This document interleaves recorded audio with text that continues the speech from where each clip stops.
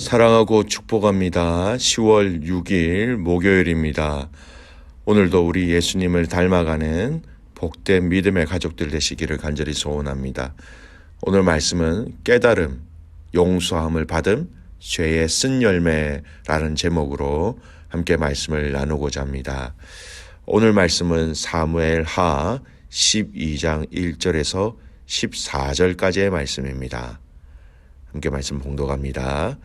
여호와께서 나단을 다윗에게 보내시니 그가 다윗에게 가서 그에게 이르되 한 성읍에 두 사람이 있는데 한 사람은 부하고 한 사람은 가난하니 그 부한 사람은 양과 소가 심히 많으나 가난한 사람은 아무것도 없고 자기가 사서 기르는 작은 암양 새끼 한 마리뿐이라.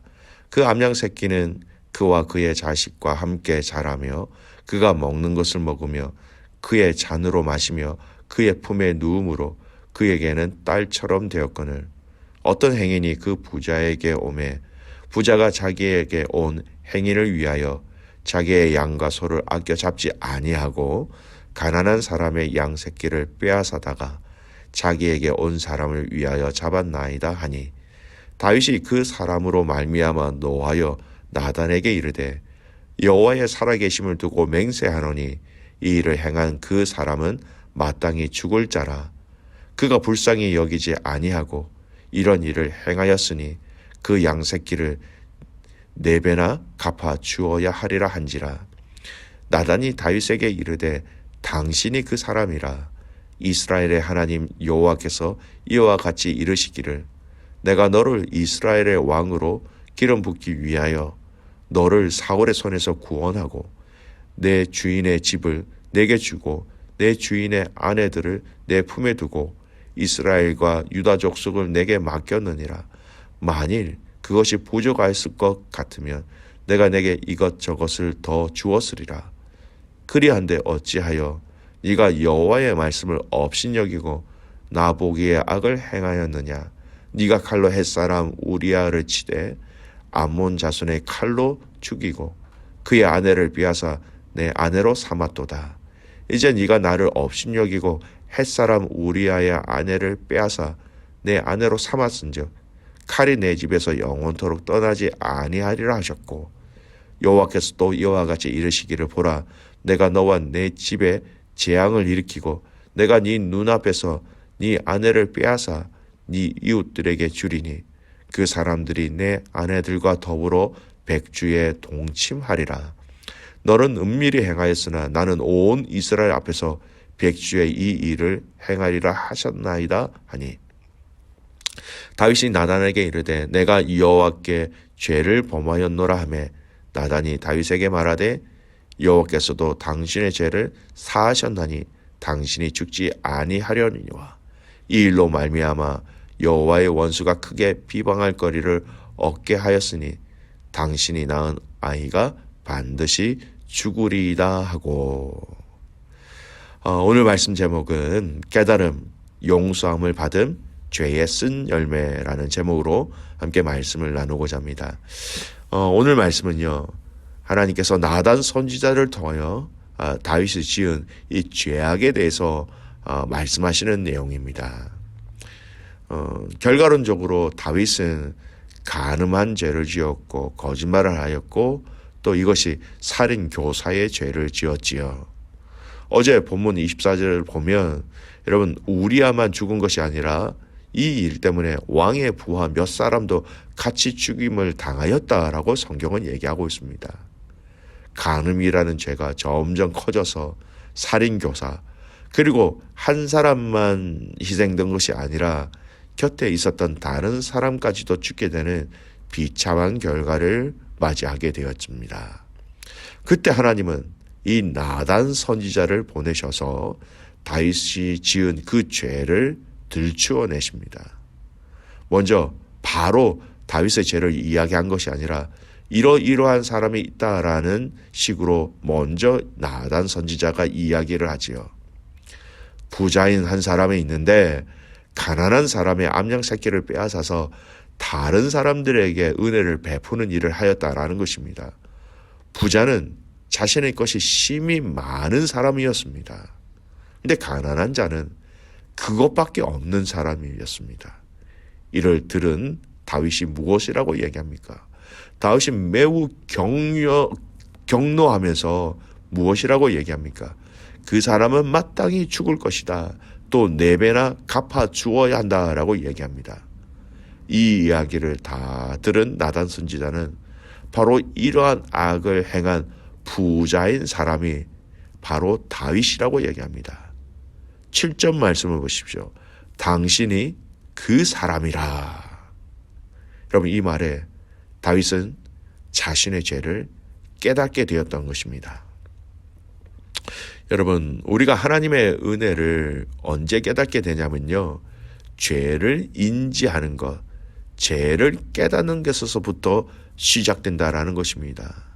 죄를 인식한다, 나의 죄를 발견하는 데에서부터 시작된다는 것을 우리는 분명히 알아야 합니다.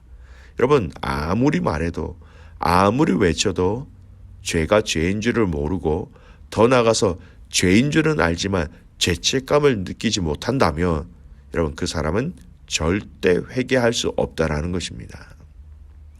여러분, 구약의 선지자 요나를 한번 가만히 생각해 보십시오. 하나님께서 요나를 니느웨 성으로 보내셨습니다. 요나가 니느웨 성에서 하나님의 심판이 임할 것을 외쳤을 때에 여러분, 그 성은 어떻게 되었습니까? 왕으로부터 시작하여서 심지어는 동물까지도 금식하며 하나님 앞에 회개하였다라는 것입니다. 그렇게 선포하였을 때에 그들의 죄를 깨닫고 알고 인지한다는 것, 얼마나 중요한 일인지 모릅니다. 하나님께서는 나단 선지자를 통해서 당신이 그 사람이다 라는 말 한마디를 통해서 다윗은 그의 죄를 깨닫게 되었다라는 것이지요. 여러분, 우리가 말씀을 읽고 또 말씀을 묵상하고 하나님 앞에 기도하며 때로는 말씀을 통하여 또 설교 말씀을 통하여 우리 자신들을 향하여서 먼저 이 말씀을 적용하고 먼저 돌아볼 수 있는 지혜로운 자가 되기를 간절히 소원합니다. 그러한 지혜가 있는 자들이 바로 우리 자신의 죄를 발견하게 되고 또 깨닫게 되고 그 가운데 하나님의 용서의 은혜를 얻게 되는 것이지요. 두 번째, 오늘 살펴볼 말씀은요, 이 이야기를 들은 다윗은 어떻게 반응합니까? 13절 말씀 보시기 바랍니다. 다윗이 나단에게 이르되 내가 여호와께 범죄하였노라 하매 나단이 다윗에게 말하되 여호와께서도 당신의 죄를 사하셨나이다. 당신이 죽지 아니하려니와. 여러분, 오늘 그 말을 들은 다윗은 오늘 본문에는 자세히 기록되어 있지 않지만은 간단하게 얘기하죠. 내가 여호와께 범죄하였노라. 자신이 죄를 지었다는 것을 시인하였다라는 것입니다. 인정하였다라는 것입니다. 오늘 본문에는 이렇게 간단하게 나오지만 나단 선지자가 다윗을 책망하였을 때 다윗이 하나님 앞에서 회개한 내용이 기록되어진 성경이 바로 시편 51편 말씀입니다. 그는 자신의 죄를 깨끗하게 해달라고 용서해달라고 간구합니다. 심지어는 자신이 죄악 중에 출생하였다고 이 죄를 지워달라고 눈물을 흘리며 침상을 눈물로 다 적시며 하나님 앞에 용서를 구하지요. 시편 51편 10절에서 12절 말씀을 읽어드릴게요. 하나님이여, 내 속에 정한 마음을 창조하시고 내 안에 정직한 영을 새롭게 하소서. 나를 주 앞에서 쫓아내지 마시고 주의 성령을 내게서 거두지 마소서. 주의 구원의 즐거움을 내게 회복시켜 주시고 자원하는 심령을 주사 나를 붙드소서. 여러분, 다윗의 이 회개의 기도의 핵심이 무엇입니까? 딴 거 아닙니다. 자신의 죄를 인정하면서 하나님, 나를 살려주십시오. 하나님, 나를 버리지 말아 주십시오. 하나님, 주의 영을 내게서 거두지 마시옵소서. 이렇게 간구하였던 것입니다.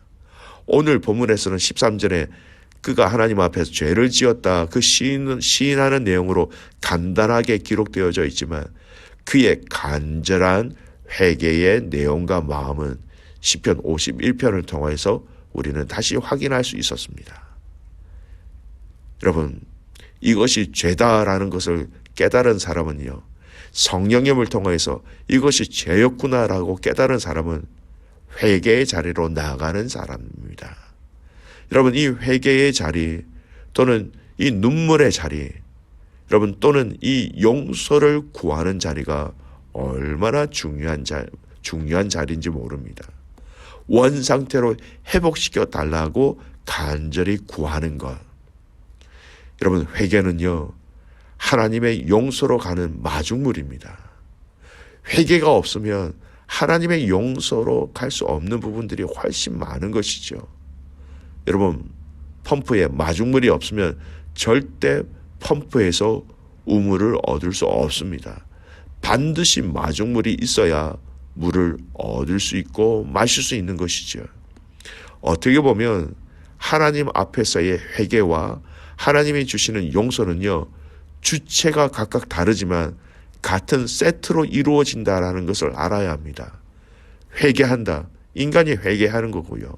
용서는 하나님의 용서라는 것입니다. 회개가 없으면 용서가 있을 수 없다라는 것이죠. 사랑하는 믿음의 가족 여러분, 회개할 수 있다라는 것이 은혜라는 것을 잊지 마시길 바랍니다.